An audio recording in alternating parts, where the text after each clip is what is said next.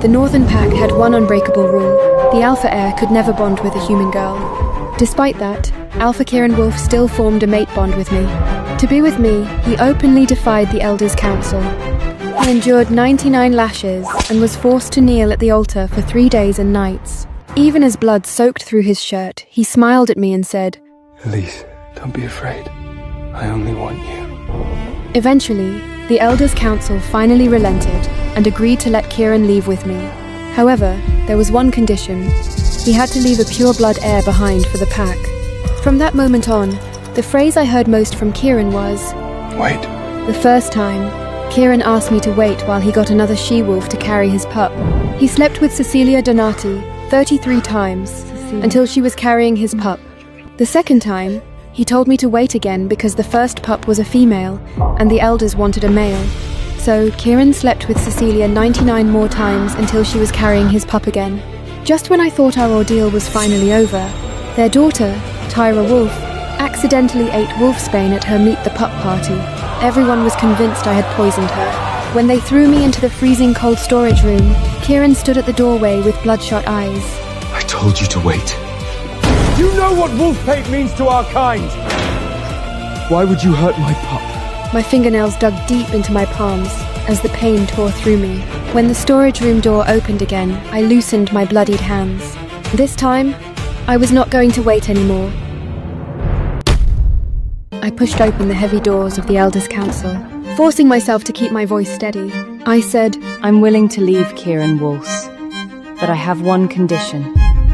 I want you to send me somewhere he'll never find me." Elder Lucian Pierce let out a satisfied laugh. If only you had been this sensible sooner. Spending one night in the cold storage truly showed you your place. A human like you was never worthy of our noble Alpha bloodline. His voice dripped with contempt as he said, On the night of the full moon in 10 days, we'll arrange everything to send you away. And when that time comes, you'd better never show your face in front of Kaiman again. The heavy doors slammed shut abruptly, and I leaned against the mansion's cold wall. In the main hall, Kieran had shifted into his massive wolf form and was gently letting his daughter, Tyra Wolf, tug at his thick fur.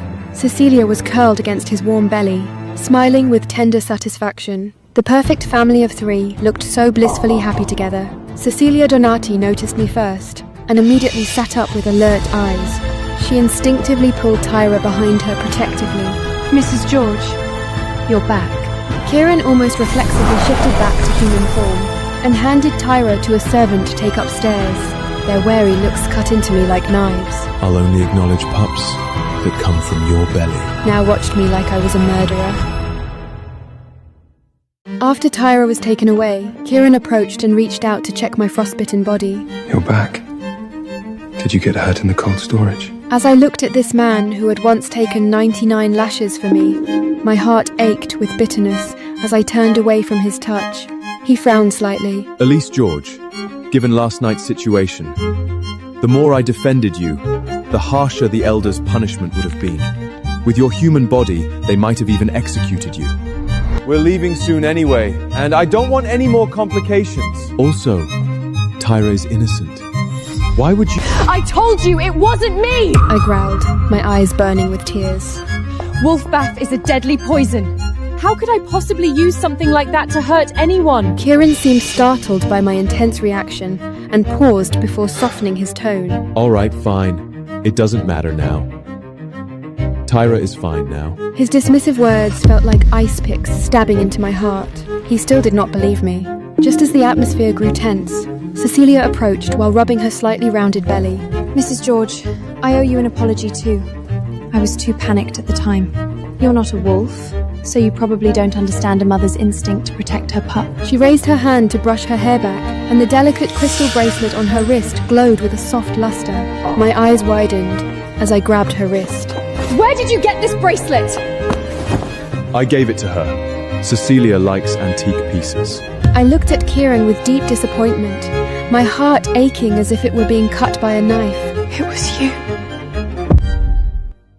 Kieran said matter-of-factly as he pulled my hand away. Consider it your apology gift to her. Besides, it's just a bracelet. My voice trembled with rage. This is the only thing my mother left me. How could you give it away? You know how much it means to me. I reached to snatch the bracelet back, but Cecilia suddenly staggered backward and clutched her stomach in apparent pain. She moaned weakly. My belly. Kieran immediately shoved me away roughly, his eyes turning frighteningly cold. Elise! She's carrying my pup! He was so strong that I crashed hard into the bookshelf behind me. Haven't you caused enough trouble? My head struck against it heavily, and warm blood immediately began trickling down my neck. Yet, Kieran did not even look back, as he swept Cecilia into his arms and rushed out. Kieran. Cecilia sobbed weakly against his chest. Will our pup be okay? Don't be afraid. I'm here. He replied, his voice tenderly reassuring, each word piercing my ears.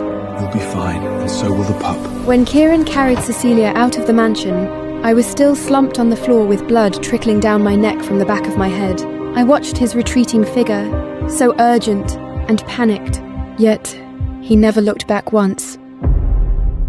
I looked down at the pool of blood beneath me and suddenly laughed, and the sound was bleak. Later, I took a carriage to the hospital, alone. The doctor saw how severe my injury was, and immediately began stitching and bandaging the wound. By the time they finished treating me, I had lost so much blood that I was dizzy and could barely stand. I had just stumbled out of the examination room when someone grabbed my wrist roughly. Elise, Cecilia almost miscarried, yet you still wouldn't stop. You followed us to the hospital to cause more trouble. Kieran's voice was tight with rage. His brow was furrowed deeply, and his eyes held a bone-chilling coldness. He still carried Cecilia's suffocating perfume scent on his clothes. I came to the hospital, but not for her. I pointed to my freshly bandaged forehead. I was injured too, and I couldn't treat it myself. Kieran's expression froze. He finally noticed the strong scent of blood on me, masked by antiseptic and the thick gauze still seeping red. Kieran, you said that once you delivered the pup, you'd take me away. I said, looking at him as my nose began to sting. But now, do you even see me anymore? Kieran's frown deepened as he reached out tenderly to touch my wound. What happened here? You pushed me. I said calmly, dodging his touch. I hit the bookshelves. To you it was just a casual shove, wasn't it? Kieran's pupils contracted as he recalled the force he had used in his moment of rage. For a human, it could have been fatal. He pulled me into his arms guiltily. Elise, I'm sorry. I didn't mean to. I was just afraid something would happen to Cecilia. She's carrying the pack's future. If anything went wrong, the Elders' Council would never forgive us. And our departure would be delayed again. I let him hold me while staring blankly at the sterile white ceiling. I had heard these excuses too many times before. I understand. I said, pushing him away. Go take care of her. I turned to leave, but he grabbed my wrist again. Elise, no matter what, you have to believe that I only love you. Everything I do is to help us escape this prison. As quickly as possible. Kieran released my hand and, as he walked away, said, When I get home, I'll bring you your favorite cranberry cupcakes. With that, he headed toward the private healing chamber at the end of the corridor, where Cecilia was being cared for by the pack's finest healers. I stood there, watching him disappear into the distance. Suddenly, I laughed, and tears began streaming down my face. I don't believe you anymore. I whispered to the empty air and to my own dying heart. Kieran, I will never believe any of your promises ever again.